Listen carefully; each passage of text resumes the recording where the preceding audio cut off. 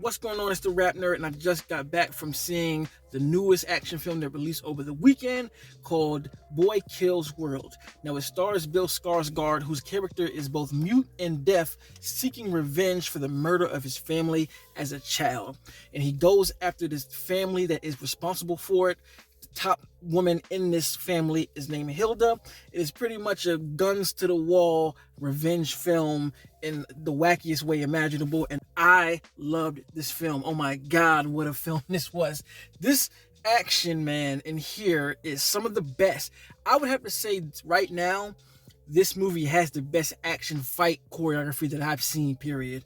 It is so dynamic, it's so odd, it's so uncanny, it's crazy with the things that they do as far as the combat choreography itself, and then the camera movement to capture it is just phenomenal. And the way it's edited, because I'm watching this film, you can definitely tell that it's speed ramped, but I feel like they also shot it in a high frame rate, so there's this energetic fluidity with all of the action. I mean, from fist of cuff to gunshots firing, all of this stuff just works so well just because of the way it's edited and the way it's shot. And I gotta give props to the fight choreography here and the actors doing it, because Bill Skarsgård looks like he's doing majority of this stuff, so shout out to him for killing the shit from that standpoint. So one thing about this film that is so refreshing to me is, like, we're finally being able to break out of the mold of John Wick. You know, since that movie and that franchise has come on the scene, a lot of action has pretty much followed up the stylistic choices they make, where, you know, it's a steady cam, you see all the action in frame, gung fu and all that kind of stuff. But here, it's just wacky as fuck, balls to the wall. It feels like an arcade adventure game come to life. Well, arcade fighting adventure game, sort of like something you would see with like the old X-Men games or Ninja Turtle games, where you're like fighting, but you're on a journey as well. Like I felt that way, and then you get to certain points where it's a one-on-one fight, and it turns into some Marvel versus Capcom shit. So I was just floored by this film in general because of that period. And what makes it even better is this is an original story, which I found to be cool, because the world feels so lived in. Like we're arriving after a whole lot of stuff has happened, but you can clearly see the writing on the wall as to like how things went without going, because these types of movies aren't necessarily brand spanking new. We have films that discuss this future dystopian world where we have a family or a particular sector ruling over everybody, and they're, you know, depowering the people, kind of doing what the hell they want to do. And yeah, we see that here, but I feel like the director's eye and the story just made it feel different, because it has little details in it that I just found to be interesting and cool. Like, one of the main henchmen for this, you know, this powerful family is this girl who wears a microphone. She wears a motorcycle mask, and on the, you know, the little visor part, words show up so you can read what's being said, because she doesn't talk either, which I thought was cool as fuck, man.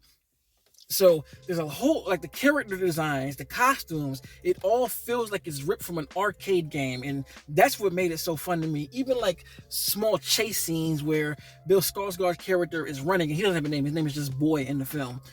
The way it's shot and edited is just so dynamic that you can't help but be pulled in immensely. And I'm just kind of surprised at how lack of marketing this film got, because I think this movie's great. Like, I love it. This is one that I really want to watch again. I hope they get a steelbook, because it is distributed by Lionsgate. Why they not promoting, I don't know. But it's also a child of Raimi Productions, which is Sam Raimi's company. So overall, man, like, just as a pure action joint, I freaking love this. And it even, you know, provides some really, really good twists and turns as you keep going within the story, because I watched the trailer like one time, but I don't really remember it. But like I said, Bill Skarsgård's character is a mute, but he narrates the whole time, and you can hear what he's thinking, but everyone else can't, so it makes for like really funny fourth wall break moments.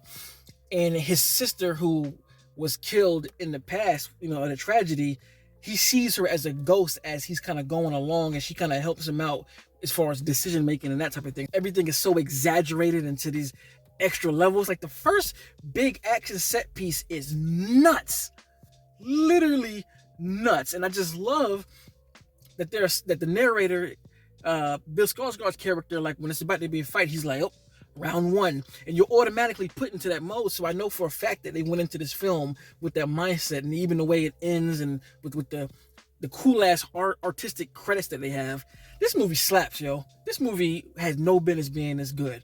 Personally, I wasn't even really that excited to see it. I'm not gonna front. When I watched the trailer, I was like, oh, you know, it looks wacky and cool, but it's a particular type of wacky that I didn't expect it to be. I don't know, that's weird hearing that, because, you know, and oh, my man from The Raid is in here, and mad other movies, but I know you know him mostly from The Raid. I forgot his name, but he plays a character, and as soon as I saw him in it, I was like, okay, yeah, this choreography, these fights are going to be crazy, because he does not play around.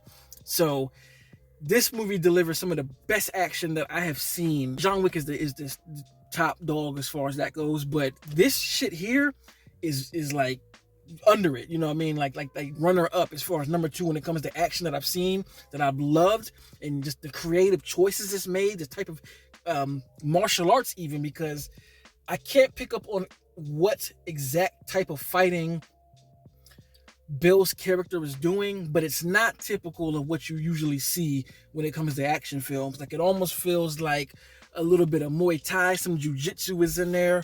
I forgot that style of martial arts that Eddie Gordo from Tekken uses. It starts with a C, Capri something he does, and it's kind of a fusion of that, and it's just so fucking creative. I love creative action sequences, from the strikes to the kills. Like, there's a fight that happens in the kitchen, and there's a weapon that's used that's just like, oh my god. The movie is bloody as hell. It almost feels like a horror movie with how much gore and blood is in here, but it's just from ass kicking, and it's fucking crazy. God, I love it. This was a fun ass movie. Had a fun ride, and if you are even the slightest bit interested, please go see it, because I don't think this movie is gonna do well. I'm not gonna front. I think I saw that it said they made like $1 million, which is pretty low, because this movie looks like it cost a lot. I didn't look at the production, but it definitely costs more than that, and it deserves way more than that because of the craftsmanship with the action, the everything, the dialogue, the characters. Everybody is ramped to high levels. It almost feels like an 80s over the top martial arts movie in a fantasy world.